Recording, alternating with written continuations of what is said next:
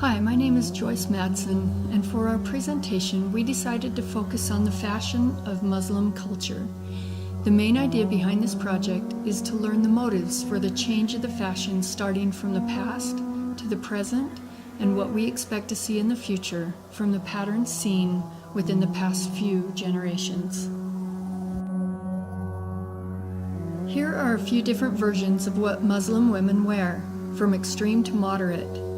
They all have the same standard with floor-length skirts, full sleeves, and hair and neck coverings. No other religion has such an influence over their fashion as Islamic religion, which is the majority of the population of Pakistan. My name is Christy Davidson. From 1800 to 1910, the fashion was pretty extreme. They only had slits for their eyes to see. Even their hands were usually covered. There is not many pictures available from these times, but all are shown as conservative.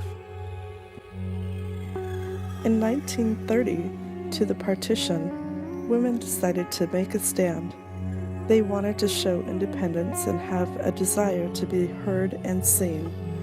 The fashion changed to become more feminine, not so much revealing, but more modern in the sense that women were willing to show their hair, their arms, and their faces. It was a huge adjustment for that time, but it was the start of a change in women's fashion with the Muslim women. My name is Caitlin Brzee. During the partition in 1947, all the Muslim women wore what they felt comfortable in, which ended with a wide variety of clothing. There were very conservative outfits with minimal skin exposed to women openly wearing headdresses showing their hair and face. Although these may not seem that different, to this culture they were on a very different aspects of the scales of fashion.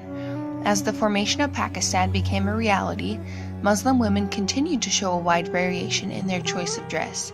Even some strong women who were an integral part of the Pakistan independence movement continued to fully shroud themselves. After the partition, some women decided that with the creation of Pakistan, the freedom of women and what they can wear became a battle of deciding what was too relaxed and what was too orthodox. Some wore complete modern outfits with the headdress, and some still wearing all black and fully covered.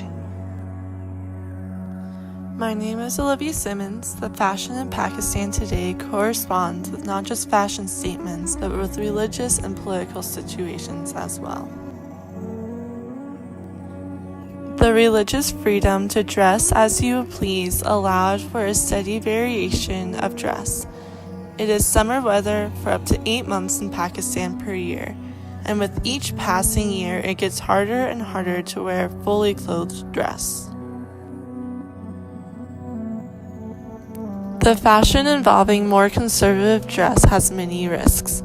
The vision is limited through the slits of the head coverings, which can cause accidents with driving, walking, or even everyday living.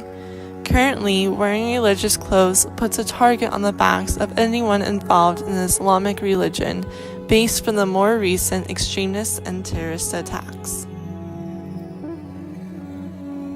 My name is Emma Boggs. Typically, the women in Pakistan try to wear hijab to continue to maintain their identities.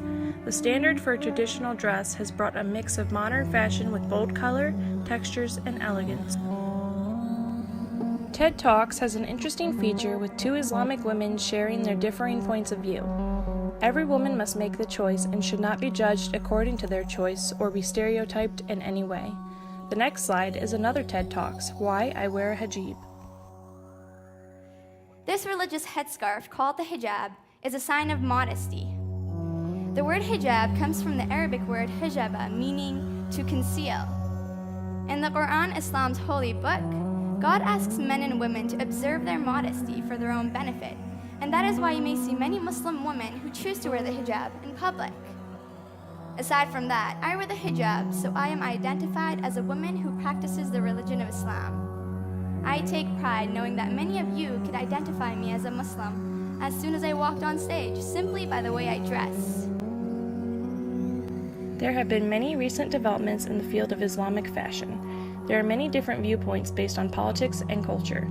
The issue of to wear or to not wear head coverings is affecting the very status of women in predominantly and non-predominant Islamic countries. In some countries, Islamic women are able to engage or to not engage in society based on their choice of clothing. How can women engage as equals if we cannot get past their fashion? As Latter-day Saint women, we have ties between religion and fashion. Our outward dress is a sign of our faithfulness, but clothing only tells part of the story. We hope you have enjoyed our presentation. Thank you.